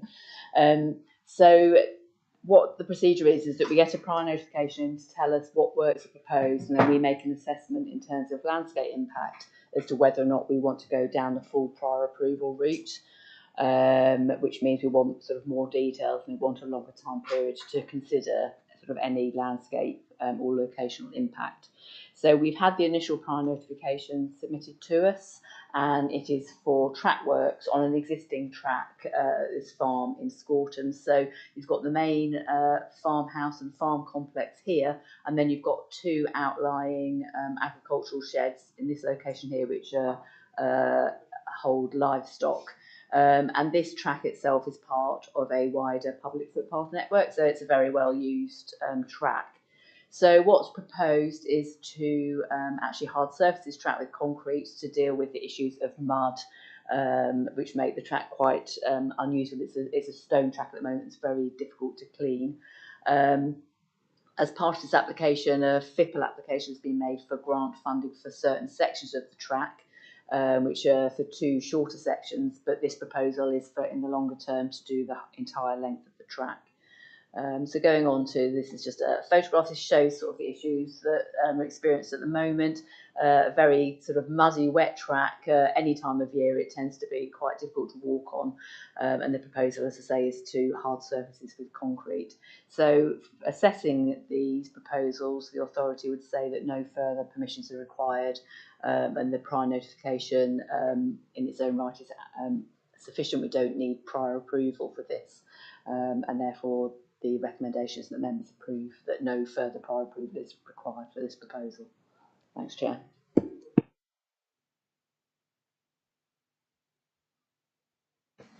No? No. Right, Colin, sorry. Is this concrete out of a concrete wagon or railway sleepers that just need laying? Don't know the answer to that. Okay. Patrick? I'm happy to propose that. It seems very sensible. Is it a public footpath? Yes, I've walked it many times. It's always very muddy. I'm happy to propose that. I think, I don't know if Hilary said, but the access part of this national park, the rangers are very keen on this as well, obviously for public access reasons. Yeah, great. Yeah, absolutely. David? I'm just going to second. We've got a second, it was Janet. Janet was going to second. Okay, I've just one little question, it was a little one, but when they pour the concrete, if it is concrete, do they make any provision for walkers? because obviously you can't walk on the concrete. So will there be provision for them to walk the track? I suspect they'll be working with our rights of way team in terms of when they're actually doing the works. It might be that the access is closed for a day or two Right. while they do the works. But as they're working with our rights of way team, I'm sure they'll have that all in hand. Okay, thank you very much. Chair, we'll make sure Jim does it at midnight. Right, thank you. Well, we have a proposer to accept this no prior approval and a seconder. All in favour, please show.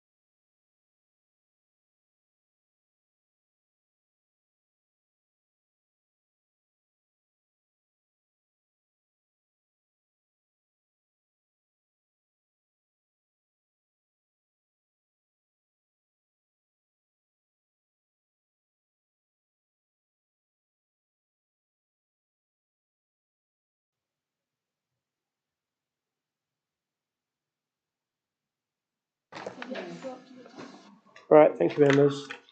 Right, we'll go on to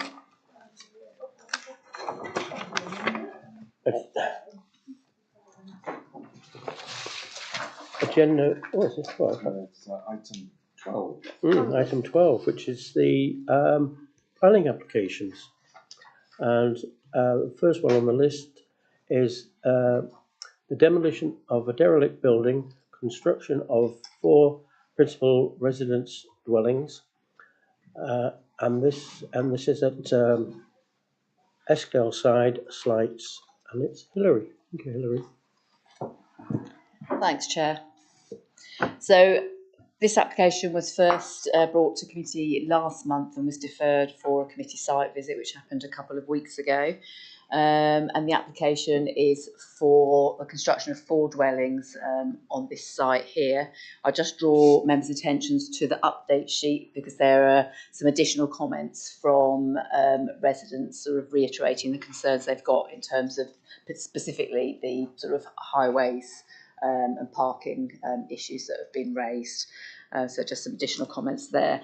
So in relation to the details of the application, the application site is in Slights. You've got the plough in Public House here. You've got a newish development here of 5 houses. This is the main coach road that leads down into Slight, back all the way through Slights and up to Whitby. And then you've got the Eskdale side road here that leads through to Gromont.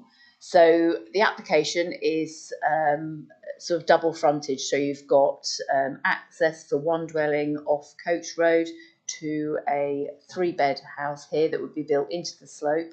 And then you've got another access here for a pair of 2-bed semi-detached dwellings and a detached 3-bed dwelling here.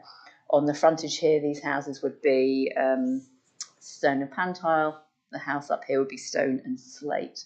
So in terms of the details of the layout, this is Coach Road here, and this is Eskdale side. So you see you've got a pair of semis and a detached 3-bed house and parking to serve these 2 properties, which comprises a garage and a double garage and carport.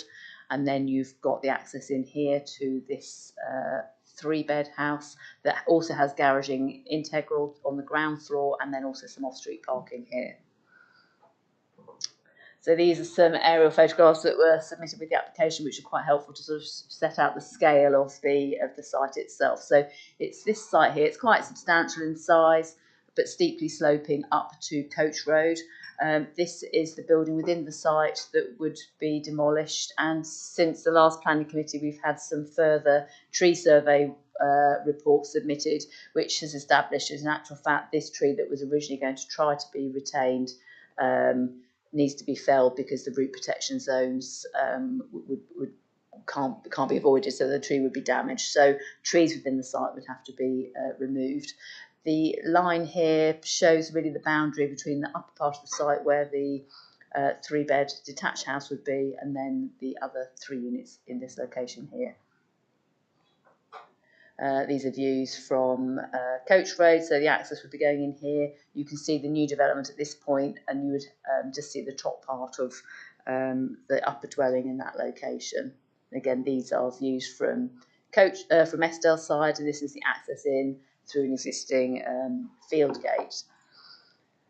In terms of the details of design, you've got traditional stone and pan tile on the Eskdale side frontage. So this is that's the 3-bed dwelling, and then the pair of 2-bed.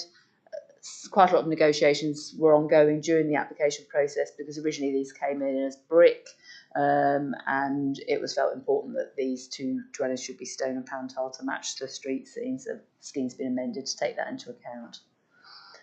This is a street scene plan showing how it steps down to deal with the different sort of sizes of the existing dwellings. On Eskdale side, you've got substantial property here and then smaller cottages. So it's been designed to take that into account. And this cross-section here sets out the steepness of the site, showing in the context of existing dwellings here. And then this larger dwelling built into the slope so that you've got 2 stories facing out towards Coates Road, and 3 stories facing out across to Estelle side. And again, this is from the other direction. In terms of, sorry, I'll just go on to the design. So this is the top dwelling, as you can see, much more contemporary in design than the 3 which front onto Estelle side. In this location, it's felt that a more contemporary design dwelling can be accommodated here. From the Coach Road elevation, you would see this side, which really, because of the drop in land levels from the actual road, you would really only see sort of the top part of that.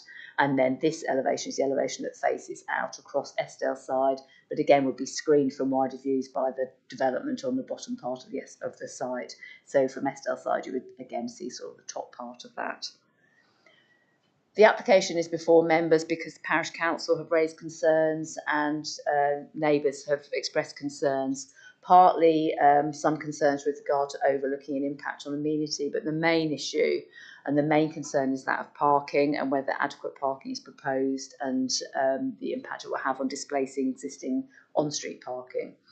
The Highway Authority came to the committee site visit, which was very useful, sort of set out their requirements in terms of sight lines. I'll just go back to this photograph here. So in terms of Estelle side, the existing hedgerow here will be taken out and replanted, set further back, which means that the footpath, which currently is overgrown and really not very usable on that side of the road, will actually carry on at the width as it is outside of this house here to the end of the site. Beyond that, it's outside their control. So in terms of footpath facilities, it would be improved from what the current situation is at the moment.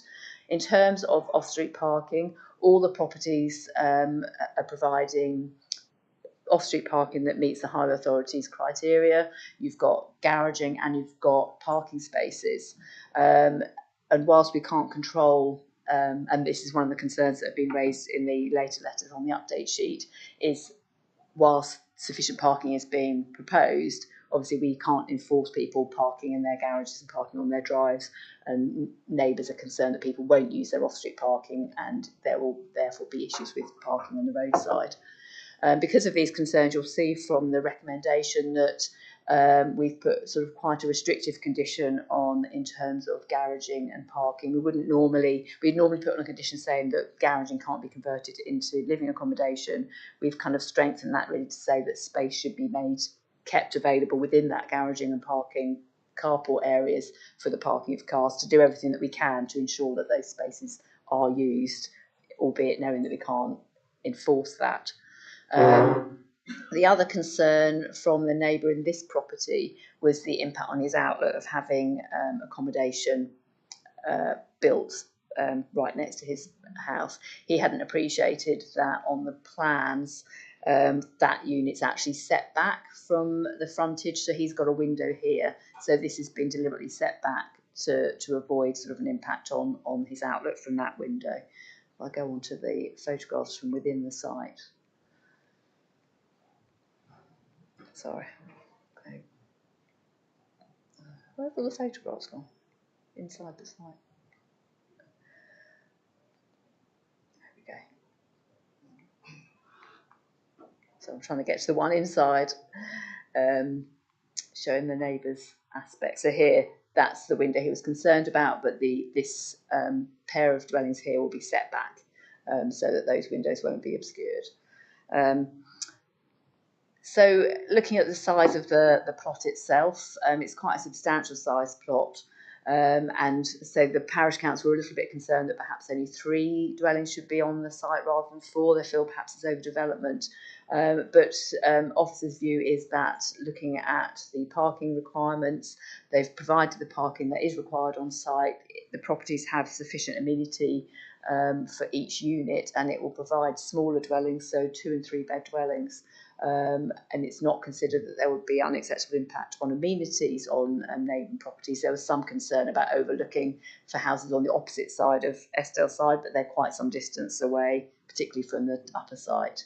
In terms of the tree, it's unfortunate this has to be removed, but it's not within a conservation area, it's not a protected tree. and better to remove it than it becoming unsafe sort of in the near future. So on balance, it's felt that the site's large enough for 4 units of accommodation as proposed. It meets the criteria for small infill sites as set out in the local plan. The units proposed would be principal residence dwellings, so again in accordance with policy CO7 in terms of the type of housing proposed, and parking and highways are considered acceptable by the highway authority. So to use that as a reason for refusal would be we wouldn't be able to uphold that at appeal. So the overall view is that this is a good scheme utilising the site well in accordance with adopted policies and approvals recommended. Thanks, Chair. Thank you.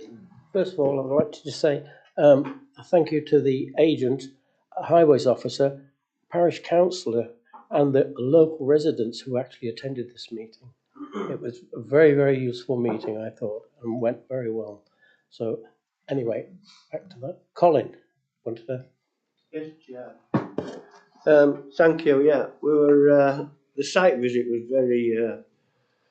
We learnt a lot from it. To be fair, that was the old school playing ground. The building behind was actually the school toilets. The guy from the house where we looked in at, we saw the window at the side.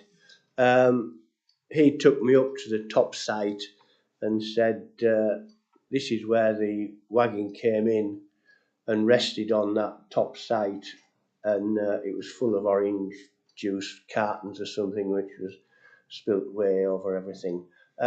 What residents were worried about was the height of that building, looking up from Estill side, which is basically 3 stories, and but it's no higher than the buildings that they've built on the side of them next to it. But yeah, I mean, many years ago when a different owner had the field, I mean, bless his cotton socks, he's died now, but he put in an application, but I believe he had 2 houses recommended for that on there, and but he wanted more, but the residents were saying that housing, what they had before, would have been better. You know, they were happy with the 2 houses, but they thought 4 was just too much. But obviously the smaller houses, we need 2 and 3 bedroom houses rather than 4 bedroom houses now. And so they were going back to what was originally put in as, oh, we'd like this better than what's put up now. But, you know, to be fair, I think Chris and the area highways guy and the councillor guy would put their minds at rest as to what was being proposed, and I think everybody was quite happy by the time we left the site visit. And yeah, I mean, it's sad that little building has to come down, but to be fair, it was a school toilet, so I think it's better to come down really. But yes, I don't know what other people want to think about it, but I propose that it goes ahead. So, thank you, Janet. Thanks, Chairman, and thanks, Hilary. It's a question after we make a decision today. I'm just interested in the car park and the garaging and then strengthening to get that off-road. In future, I don't know the answer to this, Hilary, so in future, can that be used to support, if another application came in at a later date to say we want to change its garage now into accommodation, even though we can't enforce it, will that be used to help us manage that, which is our intention? Yeah, so they'd then have to make an application to obviously use it for just storage or into additional accommodation. And the first thing we would do is consult highways and say, does this mean they haven't got enough off-street parking? And highways would say, yeah, that is fundamental, so we would refuse such an application. Anybody else? Jim. Yes, yeah, I'm sorry I couldn't get to the site visit, but I drove past it yesterday actually, and it is quite tight. It's quite tight, and I think that's acknowledged in the conditions for parking and stuff like that. But and it's quite a steep site, isn't it? It's quite a steep slope as well. But I think a lot of work's gone into it, and you know, if it was 3 instead of 4, I'd have been happier. But it is what it is, and I think it's acceptable. So I'm happy to second it if that moves business. Right, thank you. Anybody else want to speak? No? Okay, right, well, thank you very much. The proposal is for acceptance of this application. We have a proposal which was Colin, the second which was Jim. All in favour, please show. Right, thank you very much.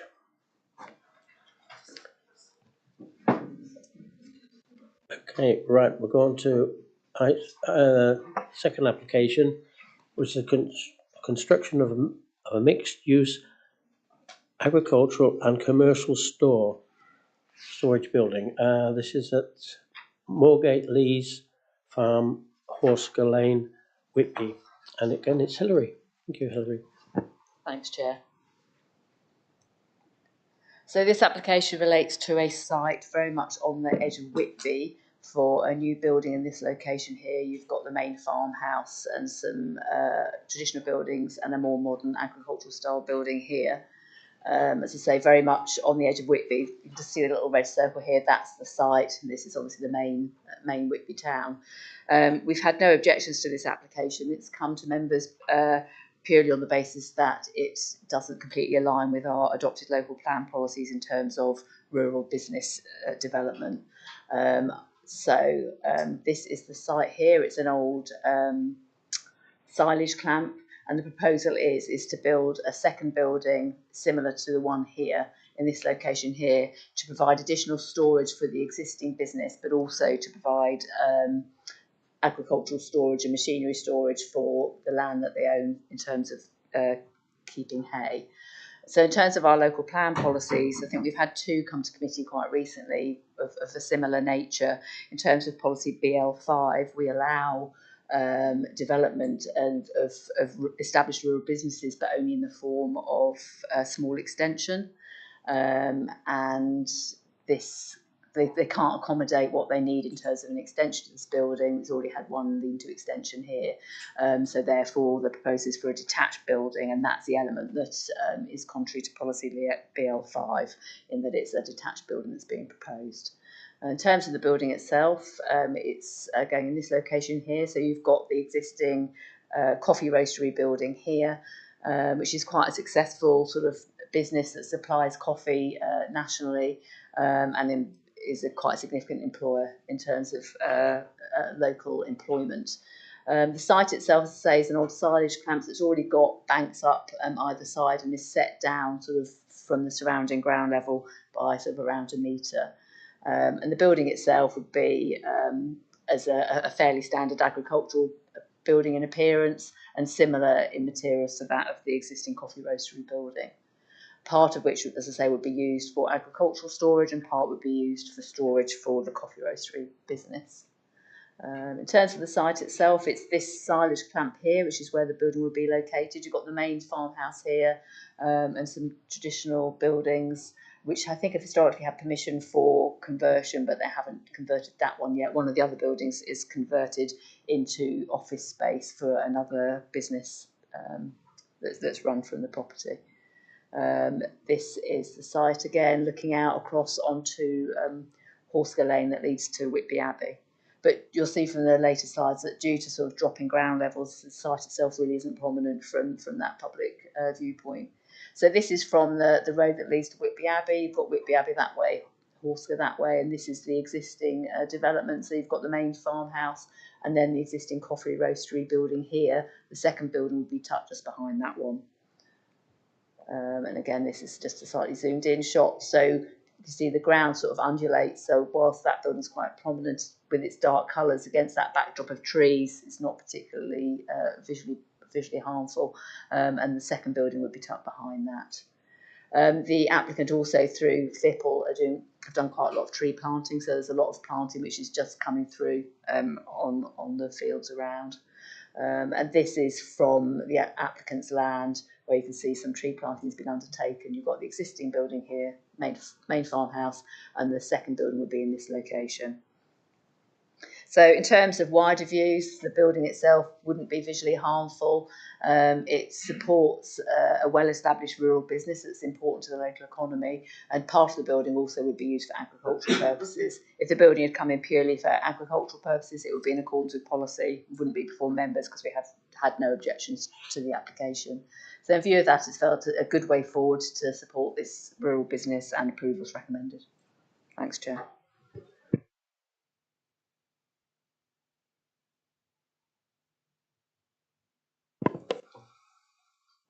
I think it's straightforward, Chairman. I think it's an important local business that wants to expand and needs to be supported. It's not ruled, Chairman. Propose it. I'm happy to second you, Mr. Chairman. Jim? Well, Right. Anything else to speak? No. Right, okay, we'll go further. So, was this proposed by Malcolm, second by David, to accept the application?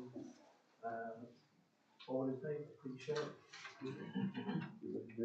Unanimous, Chair.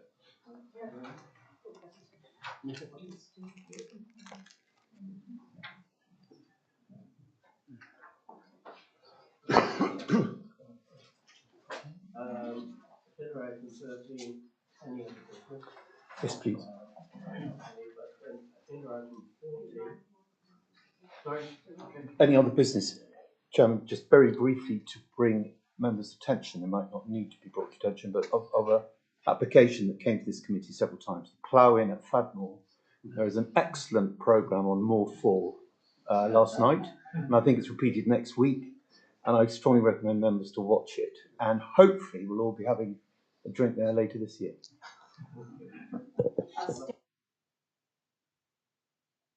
Through you, Chair. So it's a first series of 4 episodes, and then they're coming back hopefully in March to film a further 4 episodes, hopefully taking us through to being opened.